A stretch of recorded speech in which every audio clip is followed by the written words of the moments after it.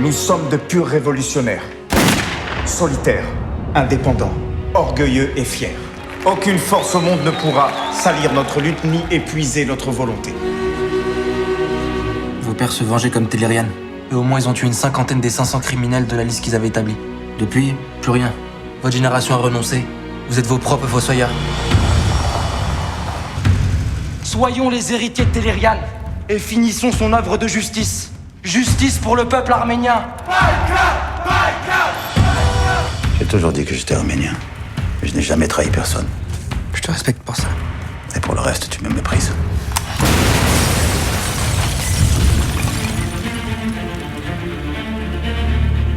Mais on a toutes les raisons de penser qu'il s'agit de terroristes arméniens.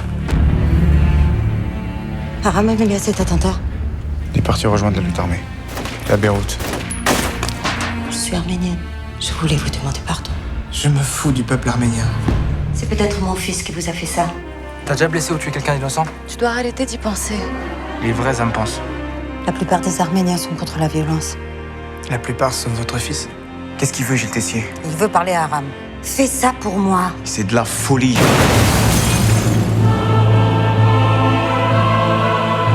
Il y a des pages qu'on ne tourne jamais. Si Gilles veut voir son bourreau en face, je le comprends. Et son bourreau, c'est mon fils, figurez-vous.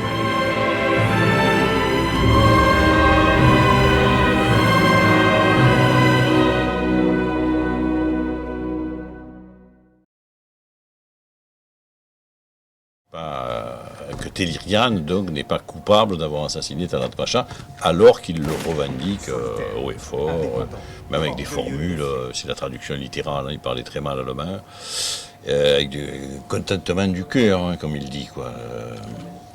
Et c'est vrai que donc pour moi la reconstitution du procès, c'est les minutes du procès d'ailleurs, bien sûr. Hein.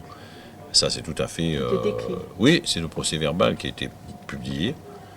Que j'ai même, je suis allé voir même la version allemande, etc. Tout ça. Donc on a retraduit des choses, comme cette expression-là, d'ailleurs, contentement du cœur. Et c'était pour moi l'idée de commencer le film, comme pour ainsi dire, j'allais presque dire par une fausse archive, mais qui fait archive, ça documente quand même l'époque, ça documente le génocide, ça documente les responsables du génocide, ça documente la collaboration avec l'Allemagne, déjà, enfin, ce qui est quand même assez lourd. La notion de crime contre l'humanité qui commençait à apparaître après 14-18. Et d'ailleurs, ça, je ne pouvais pas, on ne pouvait pas quand même. C'était déjà, il fallait assumer une durée en noir et blanc, comme ça, en début de film, etc. Ça faisait peur quand même à pas mal de monde, en particulier aux télévisions et tout ça. Enfin, ils ont quand même dit oui, hein, je ne leur ai pas menti. Et sinon, par exemple, Lemkin,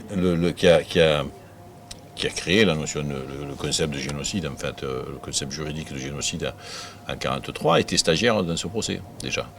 C'était un juif allemand qui était déjà stagiaire dans ce procès-là. Donc ce procès, il a quand même toute une importance, comme ça, et puis il me permettait puisqu'effectivement il est toujours question de négationnisme, il me permettait de dire d'emblée à un public qui n'est pas au courant, de dire, regardez, voilà, c'est vrai, quoi. C'est comme si, c'est pour ça que je dis, c'est une fausse archive. Perpétuer la mémoire. Ouais. Et vous attendiez, enfin, l'issue de ce procès était attendue ou ça a été une surprise, l'acquittement? Non, ça a été une surprise. Ça a été une surprise. En fait, ceci dit, il y avait quand même, comme on le voit tout de suite après, ce qui n'est pas pour me déplaire, il y avait quand même une stratégie très très claire, en fait, des Arméniens comme ça dans le monde, dont les choses étaient organisées. Et ils avaient effectivement les avocats qui étaient là. Moi, j'en ai mis un, mais enfin, il y en avait deux. C'était les deux plus grands avocats du barreau de Berlin à ce moment-là. Et ils avaient donc financé ça, je veux dire, les organisateurs de l'opération. L'opération, d'ailleurs, s'appelait... avait un nom de code qui s'appelait Némésis.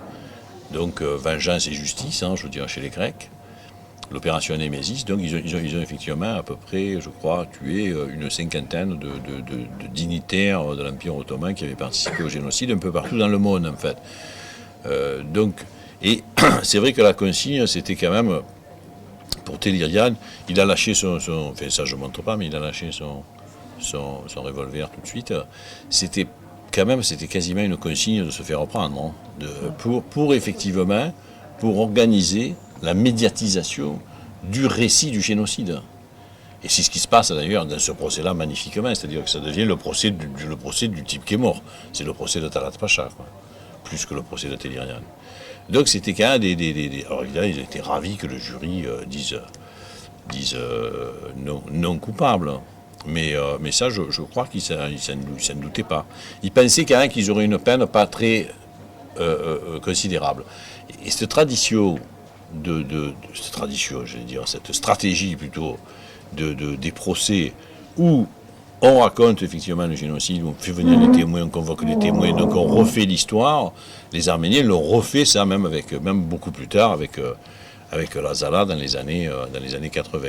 Ils ont continué à faire ça, c'est-à-dire à médiatiser complètement les procès pour effectivement raconter toujours et à nouveau et encore ce génocide. Et c'est vrai que ce que lui dit la mère d'ailleurs un peu à la fin, ce que dit sa mère ce que dit sa mère à Aram, tu sais, tu n'auras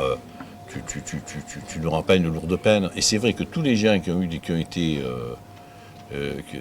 pris dans les attentats de la lutte armée arménienne entre 75 et 80, avant Roli, avant 83, ont eu des peines qui ont rarement dépassé 5 ans, 6 ans, 7 ans. Bon, voilà, j'en connais beaucoup, je les vois aujourd'hui.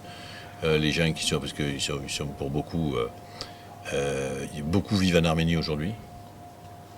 Et c'est vrai qu'ils n'ont jamais eu de lourde peine. Mais parce que toujours, il y a eu le récit du génocide, même dans la génération d'après, de la non-reconnaissance, aucune réparation, aucune demande de pardon. Enfin bon. Donc, les peines ont toujours été très, très faibles. Même quand il y a eu des assassinats d'ambassadeurs, des choses comme ça. La plus forte en ce moment-là, on évalue à quelques 150 attentats en 10 ans, ce qui est probablement le groupe le plus actif. Mais c'était un peu...